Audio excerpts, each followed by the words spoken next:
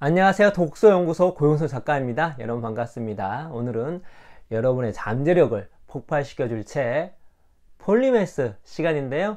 이 폴리메스가 여러분의 잠재력을 폭발시켜 드리는 것 뿐만 아니라 여러분이 이 폴리메스에 대한 관심이 매우 폭발적인 것 같습니다. 그래서 제가 지금 찍은 영상 날짜 기준으로 교보문고 온라인 종합 2위까지 올라갔는데요.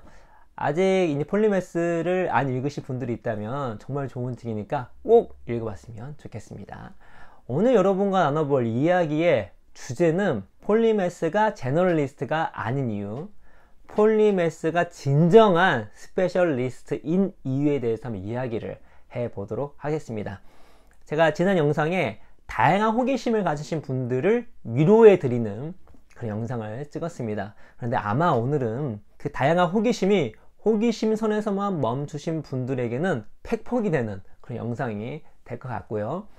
또 그 영상 댓글 중에 저희가 이제 신 박사님과 찍었던 만능이란 허구라는 옛날 영상이 있습니다. 그 내용과 상충되는 것이 아닌가라는 의견을 주신 분이 계세요. 보강을 해줬으면 좋겠다. 그래서 아마 오늘 영상이 그 영상을 보강해 드리는 영상이 될 거란 생각이 듭니다. 무엇보다 정말 옛날 영상인데 그 영상을 기억해 주신 것만으로도 저는 되게 기분이 좋고 감사하는 말씀을 전해 드리겠습니다. 자, 그러면 폴리메스가 왜 제너럴리스트가 아닌지에 대해서 한번 이야기를 해 보도록 하겠습니다. 뭐 우리가 어떤 용어에 대한 의미는 여러 가지로 해석할 수 있긴 한데 기본적으로 제너럴리스트라는 말 자체는요 스페셜리스트에 대비되는 용어로 쓰이는 것입니다. 다시 말해서 여러 분야의 다양한 지식이 있는데 어느 것 하나 스페셜하지 않을 때에 제너럴리스트라는 말을 쓰는 것입니다. 만약에 그 사람이 특정 한 분야라도 스페셜해요. 전문성이 있어요. 특정한 그 성과를 내고 있어요. 이 사람 정말 실력 있다 인정을 받고 있어요. 그렇다면 이 사람은 제너럴리스트가 아니죠. 스페셜리스트인데 전문가나 거기에 준하는 사람인데 두루두루 아는 게 많다 라는 평가를 듣겠죠. 다시 말해 제너럴리스트는 다양한 호기심을 바탕으로 여러 분야의 지식과 경험이 있지만 그 어떤 한 분야도 깊이가 있거나 실력이 있다고 인정받거나 유의미한 성과를 내거나 스페셜하지 않을 때에 전문성이 있지 않을 때에 어떻다? 제너럴리스트라고 하는 것입니다. 그런데 폴리메스는요 기본 베이스가 스페셜리스트입니다. 폴리메스는 제너럴리스트처럼 다양한 분야에 관심이 있고 거기에 대한 지식과 경험이 있는데 그 지식과 경험의 질이 달라요. 그러니까 제너럴리스트보다 깊이가 있거나 성과를 내거나 실력이 있다가 인정을 받거나 전문성을 갖춘 사람을 이야기하는 것입니다. 이게 다 중요해요. 예를 들어서 이 폴리메스가 뭐 3개, 4개에 대해서 다 박사학위가 있고 그런 건 아니어도 됩니다. 내가 기본적으로 한 분야에는 전문가예요. 근데 다른 분야는 만약에 깊게 안 들어간다 할지라도 어떻다? 내가 그거를 내 분야로 통합시켜서 유의미하게 뭐 창의적 아이디어를 내거나 종합적인 어떤 방법을 만들거나 어떤 통일성을 발견하거나 아무튼 이거를 활용해서 성과를 낼 수 있으면 이 사람은 폴리메스입니다. 근데 제너럴리스트는 기본 베이스가 스페셜한 게 없는 거예요. 그래서 다방면에 호기심이 있으신 분들은 폴리메스가 될 가능성이 있다는 것인지 폴리메스가 아니에요. 만약에 다방면에 호기심이 있고 경험이 있는데 그 어떠한 분야도 스페셜하지 못하다, 그 어떠한 분야도 성과나 실력을 인정받지 못한다, 그 어떠한 분야도 임계점을 넘지 못한다 라고 한다면 오히려 스페셜리스트보다 못하는 것이죠. 그저 제너럴리스트에 멈추게 된다는 것입니다. 그 만능이라는 허구 그 영상 있잖아요. 그런 맥락 속에서 나온 영상입니다. 저희가 이제 보통 질문을 받거나 여러 가지 이제 상담을 하면서 나온 내용을 기점으로 그 영상이 만들어졌는데 특히 많이 젊으신 분들 중에 이 다방면에 호기심이 많으신 분들이 있어요. 그런데 알고 보면 그 어떤 거 하나도 제대로 못하는 경우가 있는 것입니다. 근데 폴리메스는 그 어떤 것이든 잘하는 거예요. 그 어떤 것이든 그것이 깊이가 있든 아니면 그거를 활용해서 내가 원래 갖고 있는 전문성을 뭔가 연결을 시켜서 창의적인 걸 내든지 뭔가 성과를 내든지 하는 사람입니다. 그래서 그냥 다방면에 호기심이 있으신 분들과 폴리메스는 질적으로 다릅니다. 책을 읽어보면 그러면 폴리메스의 자격을 제대로 갖춘 사람은 어떤 사람인가? 다양성과 성취 수준에는 차이가 있지만 여러 영역에서 활약하는 다재다능한 사람 혹은 여러 분야를 섭렵하는 애호가가 진정한 폴리매스로 인정받는 순간은 어디까지나 여러 분야를 넘나들며 그들이 각 분야에서 달성한 성과 내지는 실력에 달려있다. 다시 말해서 다재다능한 사람 혹은 여러 분야를 섭렵하는 애호가가, 여기는 뭐죠? 제너럴리스트까지를 얘기한 겁니다. 그러니까 다방면에 호기심이 있어서 다양한 면의 지식과 경험을 쌓는데, 이렇게 다재다능한 사람 혹은 여러 분야를 섭렵하는 애호가에 멈춘다면 제너럴리스트예요. 근데 뭐다? 진정한 폴리매스로 인정받는 순간은 어디까지나 뭐죠? 각 분야에 달성한 성과 내지는 실력에 달려있다. 그러니까 어느 정도 임계점을 넘어야 된다는 것이죠. 이걸 좀 구체적으로 표현하면 이렇게 될 수 있겠죠. 성과 내지 실력. 특정 분야에 뭐 되게 퀄리티 있는 자격증이 있다던가 학위가 있다던가, 그렇죠? 아니면 그 분야로 프로로서 인정을 받다던가. 근데 프로라고 하는 것은 지속적으로 그 분야를 돈을 받고 일을 해줄 수 있는 정도의 능력인 것이죠. 지속적으로 한순간만 하는 것이 아니라, 혹은 그것들을 잘 활용해 가지고 유의미한 재무적 결과를 내다던가, 뭔가 사회에 임팩트를 지속적으로 줄 수 있다던가, 혹은 주변에서 이 사람은 그 분야에 대한 실력이 있다라고 인정을 받고 그 분야에 이 사람을 주변 사람이 의지를 할 수 있을 정도가 된다던가, 아무튼 여러 분야에 그냥 관심, 또 지식, 경험이 있는 것만으로는 폴리매스가 아니라는 것입니다. 폴리매스는 기본적으로 스페셜리스트로서 여러 분야에 대한 성과와 실력을 드러낼 수 있는 사람이어야만 가능한 것입니다. 그래서 되기가 힘들죠. 그러니까 이 책의 대단한 점은 무엇이냐면, 저조차도 폴리매스, 여러 분야의 스페셜한 능력을 발휘할 수 있는 사람이 있지만 그 잠재력이 모든 사람에게 있거나 그거를 잠재를 발휘하는 것이 우리의 어떤 자아를 실현하는 것이라는 걸 생각을 못했어요. 근데 이 책을 읽고 바뀐 거죠, 제가. 그래서 제가 만능이나 허구나 영상을 보시면은 그 맥락에서 틀린 얘기 아니고, 심지어 이 폴리매스와 상충되는 얘기도 아닙니다. 그 영상 보시면 마지막에 제가 이런 말씀 드리잖아요. 그러니까 제너럴리스트 되기보다 스페셜리스트가 돼야 돼요. 근데 진정한 스페셜리스트는 뭐라고 하죠? 그 스페셜한 걸 기점으로 제너럴하게 지식을 넓혀야 된다고. 제가 나중에 이제 좀 이따가 왜 폴리매스가 진정한 스페셜리스트인지 책을 직접으로 한번 이야기 드릴 텐데, 그 말씀을 드립니다. 그래서 전반적인 내용은 폴리매스 이 내용과 전혀 다르지가 않아요. 근데 제가 그때랑 지금 달라진 게 있습니다.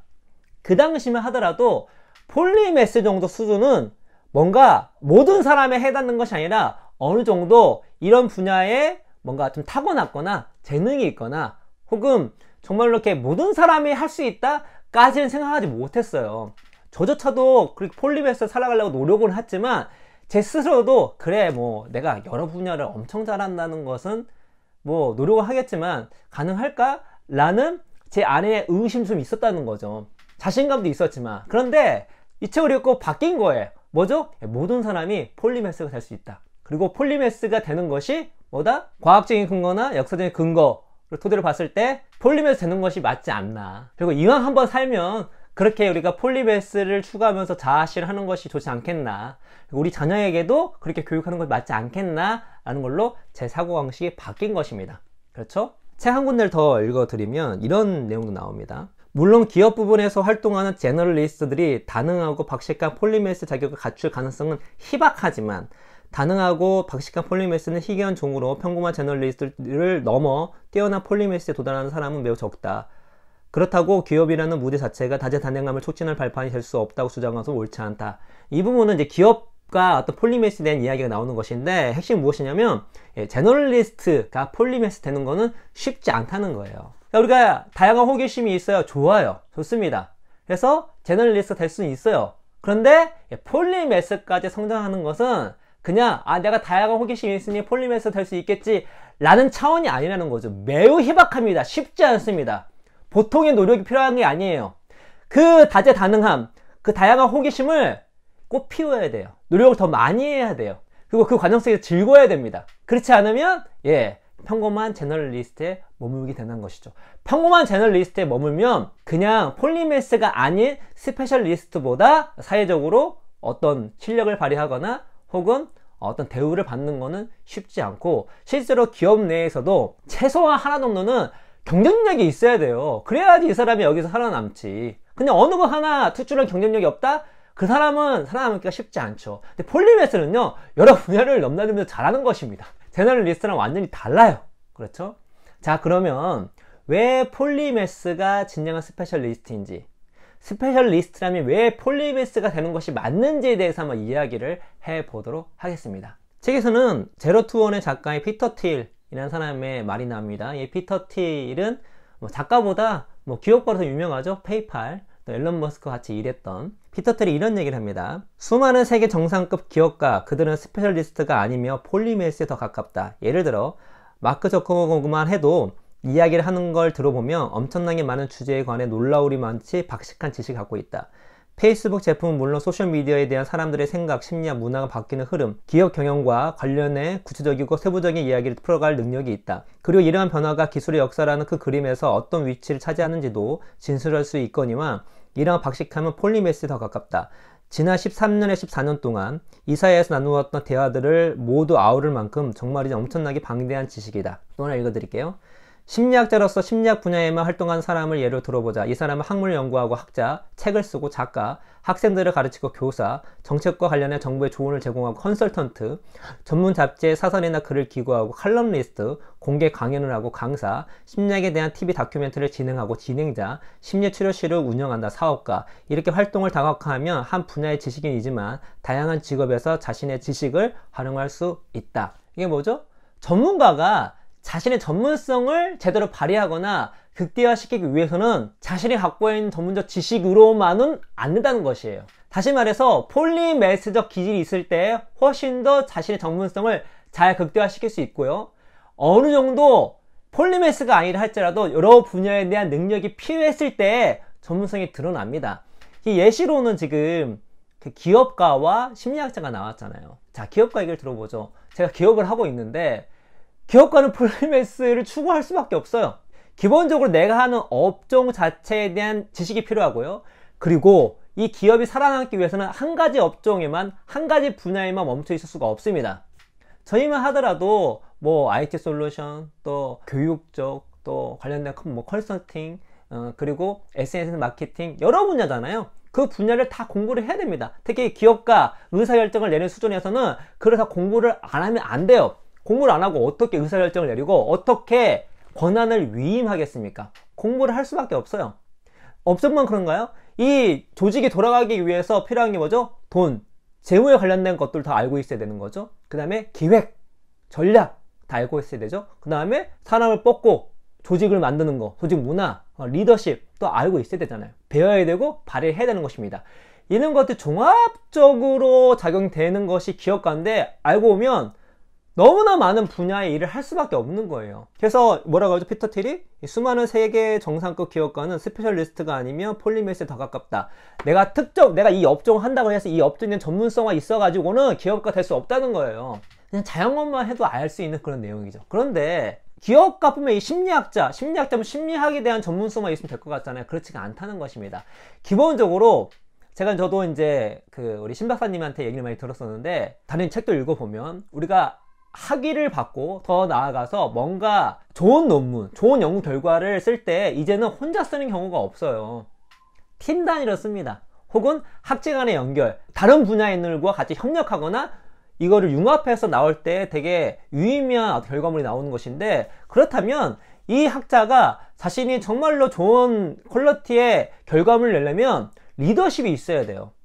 그렇죠. 팀을 이끌려면 리더십이 있어야 되겠죠. 더 나아가서 우리 전전에 최서천 교수님 영상도 그렇고 제가 말씀드린 나이 듦에 관하여 책 저자이신 세계 미국 최고의 노인의학 권위자이시죠? 그분이 어떤 말씀 하시죠? 이 사람은 한 분은 학자잖아요. 학자고 의사이자 학자이자 교수님이신데, 제가 일을 하면서 정말 필요한 능력이 글쓰기 능력이더라. 글쓰기 능력이 있을 때 논문도 잘 낼 수가 있는 것이고요. 또 자신이 갖고 있던 전문성을 더욱더 발휘할 수가 있는 것 뿐만 아니라 펀딩을 받거나 사람을 규합할 때도 글쓰기 능력, 더 나아가서 커뮤니케이션 능력이 굉장히 중요한 것이죠. 그래서 같은 전문 지식이 있다 할지라도 커뮤니케이션 능력, 말하기, 글쓰기 능력이 있는 사람과 없는 사람은 그 전문성을 폭발시키는, 또 전문성을 통해서 얻을 수 있는 성과의 결과치가 다를 수밖에 없는 것입니다. 다시 말해서 같은 스페셜리스트를 할지라도 폴리매스형 스페셜리스트가 일반적인 스페셜리스트보다 성과가 좋을 수밖에 없습니다. 근데 심지어 폴리메시언 전문가가 아니라 할지라도 그 전문가가 자신의 전문성을 발휘하기 위해서는 제가 앞서 말씀드렸다시피 전문적 지식으로만은 부족해요. 뭐 여러가지 그 다양한 분야를 다 뺀다 할지라도 내가 전문가로서 인정을 받기 위해서는 내 전문성으로 어떤 성과를 내거나 영향을 끼쳐야 되잖아요. 그러려면 기본 베이스가 커뮤니케이션 능력입니다. 글쓰기, 말하기, 설득하기, 리더십 이런 게 필요한 것이죠. 만약에 그런 것들을 안 한다? 그럼 이 사람은 전문가로서 활약을 할 수가 없어요. 그거를 못할 수는 있겠지만 그걸 안 할 수는 없는 것입니다. 그래야지 내 전문적 지식을 나누고 이걸로 수익을 얻고 중개를 하고 서비스를 하고 하는 것이죠. 변호사만 하더라도 자기 전문 지식 하기 위해서 영업을 해야 되잖아요. 설득을 해야 되잖아요. 또 경쟁을 해야 되잖아요. 그러려면은 내 법률적 지식 이외의 능력이 얼마나 많이 필요합니까? 책을 읽어드릴게요. 본업과 무관한 공부와 취미는 자신의 전문 분야를 방해하는 짓이 아니라 전문 분야를 한층 더 깊이 이해하고 성과를 향상시키는 수단임을 알아야 한다. 자, 전문 분야를 한층 더 깊이 이해하고, 우리는 보통 어떤 한 분의 전문성이 있었을 때 그 전문성과 팠을 때 더 깊이를 이해한다고 생각이 드는데 그렇지가 않습니다. 내가 하는 분야와 전혀 다른 분야를 함께 공부했을 때 훨씬 더 내가 원래 하고 있는 분야를 더 깊이 아는 경우가 훨씬 더 많아요. 어느 정도 지나면. 예를 들어 내가 상무를 하고 있는데 어떤 주제에 대해서 이거를 문화적 측면에서, 역사적 측면에서, 심리학적 측면에서, 경제적 측면에서 같이 봤을 때 훨씬 더 깊이 있게 볼 수가 있는 것입니다. 훨씬 더 함정에 빠지지 않고 편합한 사고에 빠지지 않기 때문에 더 깊이 있는 것이 되는 것이죠. 저희가 SNS 마케팅을 했을 때 페이스북을 하다가 그 다음에 유튜브를 하다가 그 다음에 인스타그램 했는데, 제가 SNS 마케팅을 하다가 유튜브 마케팅을 했을 때 페이스북 마케팅에 대한 전문성이 떨어졌을까요? 아닙니다. 제가 유튜브를 하고 인스타그램 마케팅을 하면서 페이스북 마케팅의 진가를 깨달았어요. 그래서 저희는 페이스북 마케팅이 한물 갔다 가지만 지금 그 어떤 것보다 페이스북 마케팅이 되게 훌륭하다는 걸 알고 있습니다. 그 훌륭하다고 알고 있다는 거, 그 진가를 바라보게 된 계기가 뭐냐면 저희가 유튜브와 인스타그램을 해봤기 때문입니다. 그럴 때 각 분야의 특성을 더 명확하게 할 수 있고 더 깊이 할 수 있고 더 다양한 실험을 할 수가 있어요. 그래서 더 한층 더 깊이 이해를 했다는 것이죠. 성과는 무엇일까요? 제가 그 전에 말씀드렸죠. 노벨상 수상자의 과학자와 일반 과학자의 차이는 그 분야의 전문성이 아니라, 노벨상 과학 수상자들은 자기가 갖고 있는 과학과 전혀 동떨어진 여러가지 예술적 취미를 많이 갖고 있었다고 하는 것이죠. 왜냐면 이 노벨상이라고 하는 것은 전문적 지식이 깊어서가 아니라 정말 새로운 거, 기존에 없는 새로운 걸 했을 때 받는 것입니다. 전혀 예상치 못한 거. 막상 그 노벨상 받은 결과를 보면 황당할 정도예요. 아, 내가 왜 이 생각을 못했지? 그런데 그러한 그 이론일수록 더 평가가 높은 것이죠. 알고 보면 아, 이걸 생각 못했어? 하는 건데 어떻죠? 다 생각 못한 거예요. 왜 그랬을까요? 대부분은 내가 그 분야에만 골몰한 나머지 새로운 관점을 갖지 못한 거예요. 근데 노벨상 수상자들은 다양한 자기가 하는 본업과 전혀 상관없는 취미와 그런 거 심취하면서 이 내가 본업에서 갖고 있지 못한 다양한 관점으로 바라보게 된다는 것입니다. 그럴 때 창의성이 발휘가 되는 것입니다. 그리고 창의성이 발휘될 때 높은 성과가 나오는 것이죠. 이거는 과학자도 마찬가지고 기업가도 마찬가지입니다. 그래서 또 책을 읽어드리면, 경쟁 우위를 점하려고 한 우물만 판 사람들은 결국 다수의 분야를 넘나드는 접근법이야말로 목적에 부합하는 최선의 방법이라는 것을 알게 된다.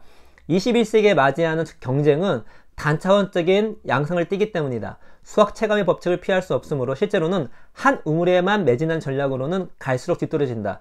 경쟁에서 이기는 최선의 전략은 깊이가 아니라 창의성에 있다. 스티브 잡스는 깊이의 함정에 빠진 기업 문화를 비판하며 직원들에게 말했다. 경쟁 업체보다 우리가 더 잘할 텐데 라고 생각하는 일이 아니다. 우리는 다르게 할 것이라고 생각해야 한다. 이게 뭐냐면 기본적 깊이는 필요합니다. 그런데 같이 있는 스페셜리스트끼리 경쟁했을 때는 깊이는 됐다는 거예요. 더 중요한 건 먼저 창의성이라는 것이죠. 창의성은 뭐죠? 다양한 것들, 다양한 지식과 다양한 경험을 했을 때에 나올 수 있는 것이 창의성입니다. 혹은 다양한 경험이 있는 사람, 그 다양성이 보존되는 그 조직 문화 속에서 창의성이 나오는 것이죠. 그래서 제가 지금까지 쭉 얘기한 걸 종합해보면 스페셜리스트 중에 진정한 스페셜리스트는 뭐죠? 폴리메스형 스페셜리스트고요. 무엇보다 내가 전문가로서 생존하기 위해서도 폴리메스를 추구하는 것이 옳습니다. 왜? 혁신을 하고 창의성을 내야 되고 또 시대는 바뀌고 있는 것이거든요. 극명한 사례가 뭐죠? 지금 의료 분야에 AI가 많이 침투를 하고 있는데, 물론 막 깊이 하고 있진 않지만 지금 계속 지금 도입되고 있습니다. 이 AI가 인간보다 잘하는 것이 이런 사진 판독입니다. 그래서 엑스레이나 CT, 이거는 이미 연구 결과가 많이 나왔죠. 그 인간 의사보다 훨씬 더 판독을 좀 잘하고 있는데, 예를 들어서 그 AI가 좀 계속 발전해가지고 그 인간보다 훨씬 잘하게 되면 이 병원 입장에서는 인간 의사를 쓸 이유가 있을까요, 없을까요? 그래도 있습니다. 왜냐면 그 AI보다 더 잘하는 사람이 누구냐면 그 AI를 활용하는 의사예요. 그러니까 의사가 있고 AI가 있고, AI를 활용하는 의사가 있다면 AI를 활용하는 의사가 제일 잘합니다. 이를 켄타우로스 전략이라고 하죠. 실제로 지금 의료 분야뿐만 아니라 AI가 침투하고 있는 거의 대부분 분야에서 가장 큰 성과를 내고 있는 사람은 뭐냐면 그 AI를 활용할 줄 아는 사람입니다. 자기 전문성과 AI라는 새로운 분야를 접목할 줄 아는 사람이에요. 근데 만약에 내가 내 분야만 열심히 해, 새로운 어떤 분야에 대한 것에 대한 두려움이 있거나 되게 터부시해 라고 한다면 어떻게 되겠죠? 기술의 흐름 속에서 쓸려 나갈 수가 있는 것입니다. 근데 제가 그전에 말씀드렸다시피 우리 전문가의 시대에서 살고 있으면서 그 전문성이라는 것은 매우 세밀한 분야의 전문성을 측정을 많이 하고, 그 세밀한 분야의 전문가가 대우를 받았는데, 그 세밀한 분야의 전문성을 잘 발휘하고 있는 것이 무엇이냐면 AI라는 것이죠. AI는 어떤 통합적이고 일반적인 지능을 갖지 못했지만 특정 분야에 한해서는 매우 높은 지식 체계를 구축할 수 있는 겁니다. 대표적인 것이 알파고잖아요. 그 얘기 뭐냐면 내가 이 한 분야에만 매몰되어 있으면 그런 기술에 쓸려 나갈 수 있는 거예요. 전문가를 할지라도. 그런데 살아남는 전문가는 무엇이냐면 새로운 기술이 왔을 때 그걸 두려워하지 않고 그걸 빠르게 습득해서 접목할 수 있는 사람입니다. 일반적인 한 분야를 추구하는 사람이 그거를 잘 접목할 수 있을까요? 폴리메시언 전문가가 그걸 접목할 수 있을까요? 예, 폴리메시언 전문가가 접목할 수 있겠죠. 이 사람은 호기심이 많고 AI 빨리 공부해야 되겠다 라는 마인드가 있을 수 있겠죠.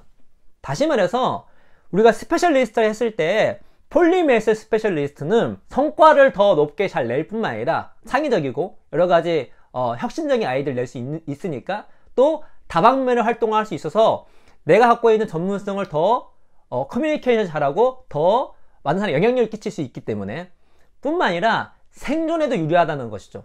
이 4차 산업혁명 시대에 내 전문성이 어떻게 영향을 받을지 모르는데 폴리메스는 그 새로운 것들을 빨리 습득해서 접목할 수 있는 가능성이 높은 사람입니다. 생존의 측면에서 일반적인 스페셜리스트보다 폴리메시언 스페셜리스트가 훨씬 더 유리하다는 것입니다. 마지막으로 제가 책을 이제 읽어드리면 이겁니다. 어느 한 분야의 대가가 되려면 다수의 기술과 다양한 형태의 지식을 개발하는 과정이 반드시 필요하다는 것이 로버트 그린이 내린 결론이다. 여러 형태의 지식과 기술을 결합할 줄 아는 자들이 미래를 결정한다. 내가 만났던 현대 거장들은 하나같이 이 점에서 예외가 없었다. 이 로버트 그린은 거장, 대가에 대한 책을 쓰신 분인데 무슨 말일까요? 대가, 거장, 스페셜리스트 중에 스페셜리스트, 그랜드 스페셜리스트, 마스터 중에 진정한 그랜드 마스터는 뭐냐면 폴리메스라는 이야기입니다. 대가, 거장이 되기 위해서는 자신이 있는 여러 가지 분과들을 종합을 해서 통일시키거나 새로운 걸 창출하는 사람을 얘기합니다. 그 분야를 선도하는 사람이에요. 그러니까 그 분야에 막 지리멸렬하게 있던 걸 종합을 하거나 뭔가 통일된 하나의 꿰뚫는, 혹은 그를 기반으로 새로운 걸 창출해서 그 분야를 막 이끈 사람이에요. 그래서 이런 사람은 여러 가지 지식이 없으면 종합을 할 수가 없고요. 또 제가 계속 말씀드렸다시피 창의성을 발휘할 수가 없습니다. 그 한 분야의 세밀한 분야에 협소하게 있다면 거장, 대가가 될 수가 없죠.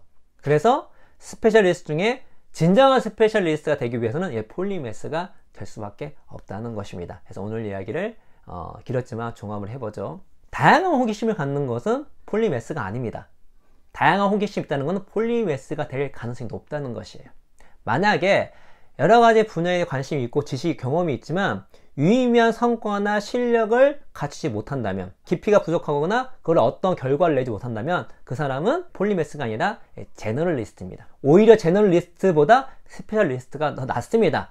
이 스페셜리스트는 최소한 자기 한 분야에 깊이 있는 전문성이 있기 때문에, 어떤 결과를 내고 있기 때문에. 그런데 이 스페셜리스트조차 자기의 전문성을 제대로 발휘하기 위해서는 여러 분야에 있는 지식들을 활용하지 않을 수가 없어요. 다시 말해서 여러 분야를 잘할 때 자기 전문성을 훨씬 더 잘 발휘할 수밖에 없습니다. 매우 협소하게 잡아도 커뮤니케이션을 잘하는 사람, 글쓰기, 말하기, 리더십이 있는 전문가와 없는 전문가는 실력적 측면에서 성과적 측면에서 차이가 날 수밖에 없습니다. 근데 더 나아가서 이 사람이 더 다방면의 지식을 아우르고 그걸 종합하고 그 안에서 이걸 연결시킬 수 있다면 뭐죠? 창의적인 아이디어, 혁신적인 방법론, 그 모든 것을 꿰뚫는 어떤 통일적인 이론을 만들 수가 있는 것이죠. 그래서 같은 스페셜리스트 할지라도 폴리매스형 스페셜리스트가 진정한 스페셜리스트일 뿐만 아니라 대가로서, 거장으로서 성장할 수 있다는 것입니다. 우리의 전문성, 내가 갖고 전문성을 더 깊이 알기 위해서는 전혀 무관한 것들을 알 필요가 있다. 그럴 때에 내 전문성을 더 키울 수 있다 라는 걸로 우리가 정리를 해 볼 수 있겠습니다. 그래서 이렇게 해서 이 폴리매스를 읽으시고 내 안에 다양한 호기심이 있다는 것을 한번 그 잠재력을 발견하시고 그 잠재력을 우리 삶 가운데 실현을 했으면 좋겠습니다. 그래서 제너럴리스트에 멈추지 않고 폴리매스까지 성장하는 우리 구독자 여러분 되기를 바라면서 오늘 이야기는 이것으로 마치도록 하겠습니다. 여러분 감사합니다.